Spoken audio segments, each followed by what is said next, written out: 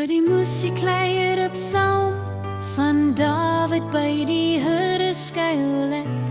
Hoe kan julle dan vir my sê, vlug na julle peg soos 'n voël? Want kyk, die goddelose span die boog, hulle het 'n pyl op die snaar, reg gesit om in die donker te skiet na die opregtes van hart. As die fundamente omgegooi word, wat kan die regverdige doen? Die Here is in sy heilige paleis, die troon van die Here is in die hemel. Sy oë sien, sy ooglede toets die mense kinders, die Here toets die regverdige.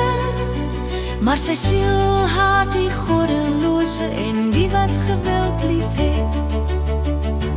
Hy sal op die goddelose vangnette vuur en swel laat reën, en 'n gloeiende wind sal die deel van hulle beker wees.